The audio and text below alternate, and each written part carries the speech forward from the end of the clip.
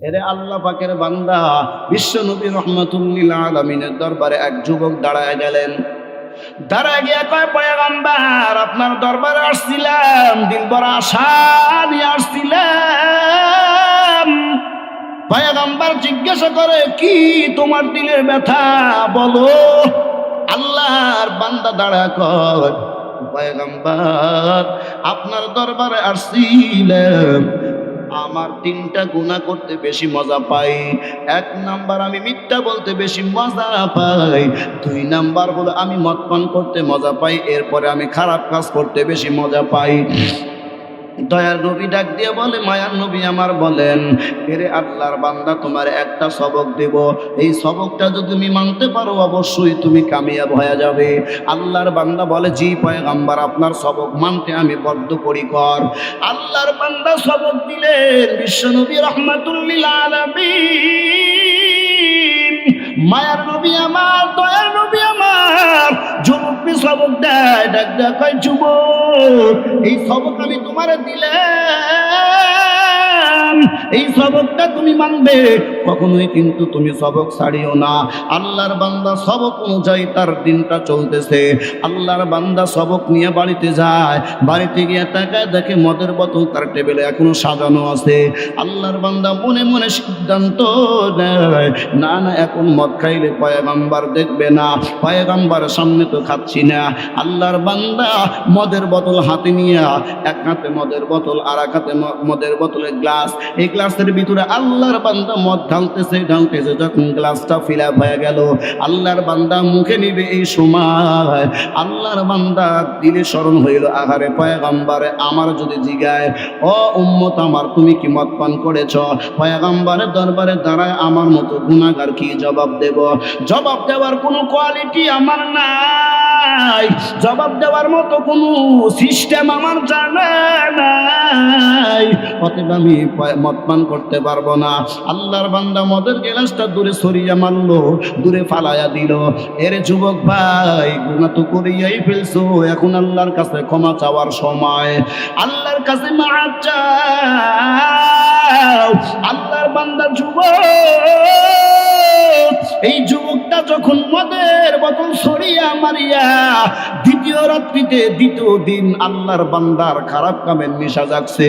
আল্লাহর বান্দা দিলেন রওয়ানা।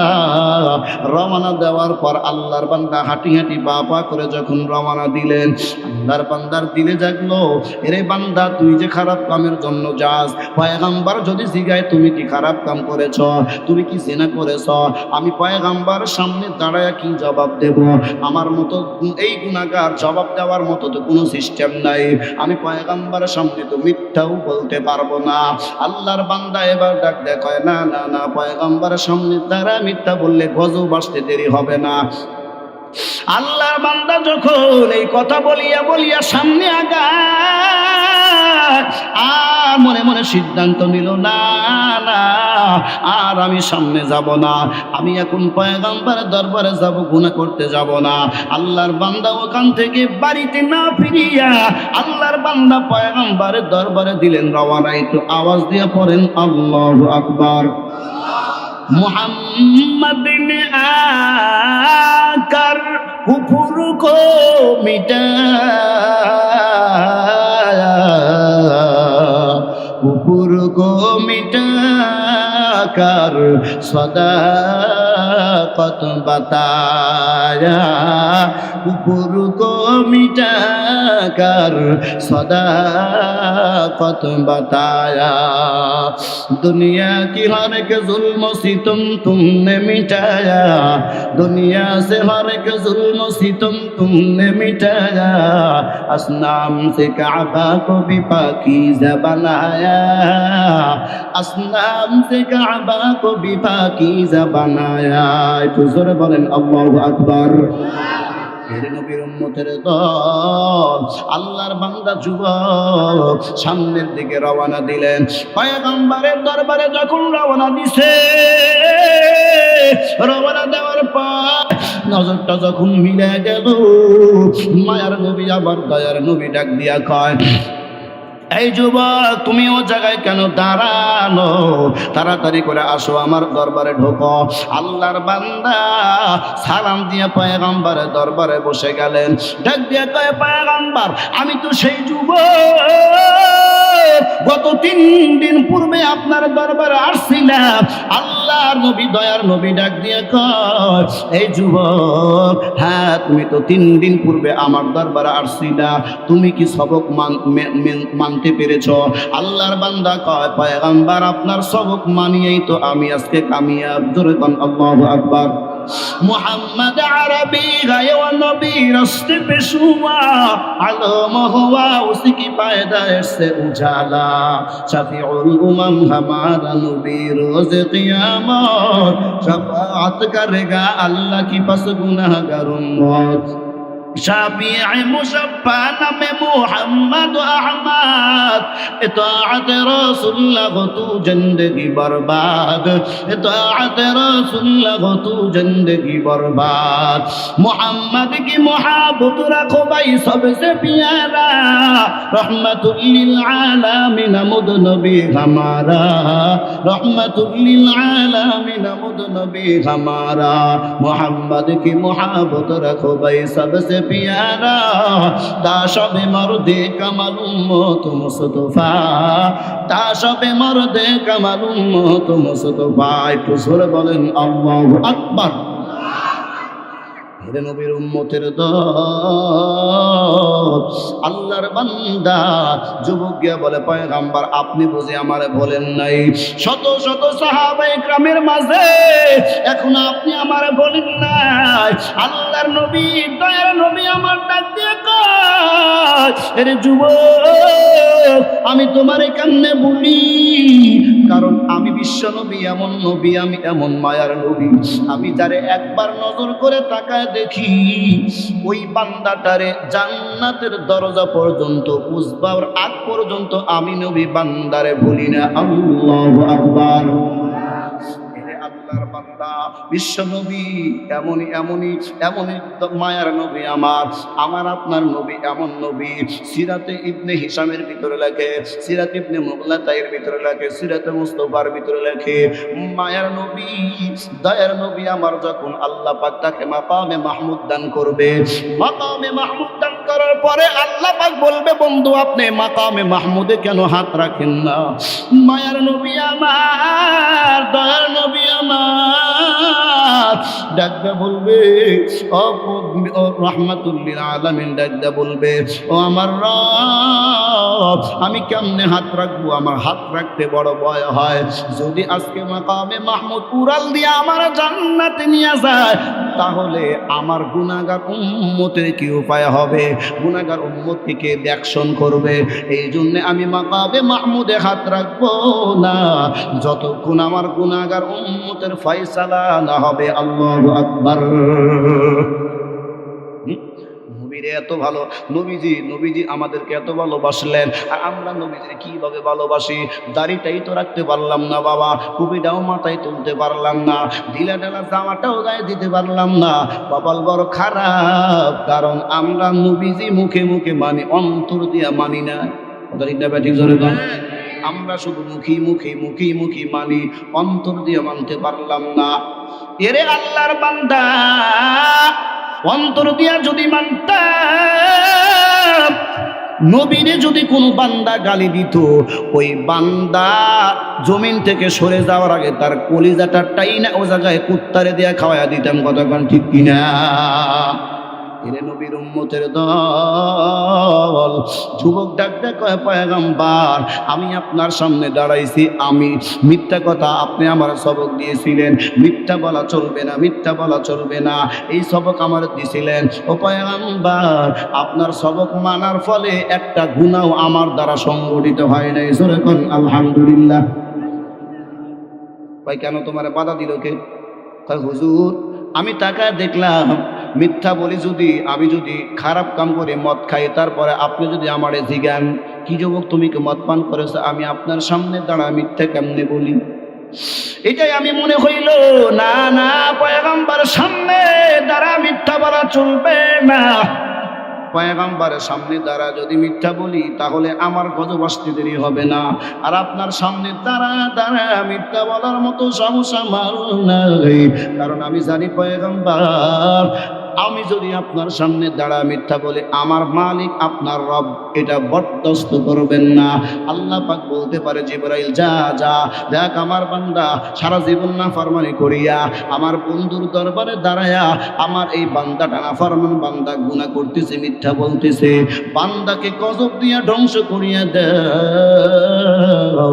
এটা যদি আল্লাহ পাক বলিয়া দেয় তাহলে আমি ধ্বংস হয়ে গেলাম, দুনিয়াও ধ্বংস আখিরাতেও নষ্ট।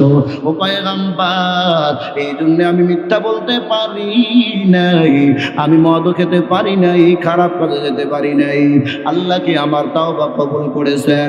আল্লাহ পাক রব্বুল আলামিনের পয়গম্বর বিশ্বনবী রাহমাতুল লিল আলামিন ডাক দিয়া কয় এ সাহাবায়ে কেরাম, কোন বান্দা যদি জান্নাতি যুবকের চেহারা দেখতে চাও এই যুবকের চেহারার দিকে তাকাও, যুবকের চেহারা দিয়ে এই মাত্র জান্নাতি খুশবু বাহির হতেছিল। জোরে গান আল্লাহু আকবার। এত সুন্দর কেমন হইল যখন বান্দা মিথ্যা ছাড়িয়ে দিল। কথা গান ঠিক না ঠিক? যে বাজা মিথ্যা বলবে বানায়া আগুনের পোশাক অমনি দিবেন আল্লাহ পরায়া, আগুনের পোশাক অমনি দিবেন আল্লাহ পরায়া, আগুনের পোশাক যখন বান্দা পরিবে আগুনের পোশাক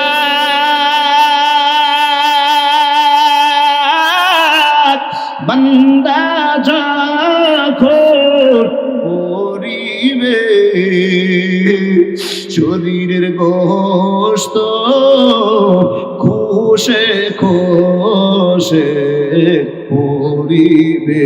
হায়রে মানুষ সময় আসি তবা করে না, হায়রে মানুষ সময় সে তবা করে না।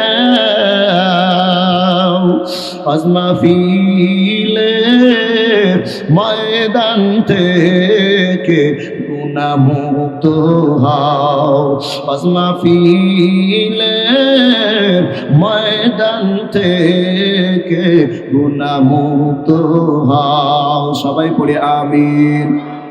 তাহলে মিথ্যা বলা যাবে বাবা? মিথ্যা বলা যাবে যুবক ভাই? বলা যাবে? আল্লাহ পাক সবাইকে কুদরতি হাতে হেফাজত করুন। সকলে পড়ি আমিন। এই গেল এক নাম্বার কর্মসূচি। প্রিয় বান্দা হওয়ার জন্য আল্লাহ পাকের ভয় অন্তরে রাখিয়া নিজে গুনাহ থেকে বাঁচবো, অপরকে গুনাহ থেকে বাঁচাবো। আমি যদি গুনাহ করি তাহলে আমার বয়ানটা মানুষের কাজে পুষবে না। কি কথা ঠিক না ঠিক?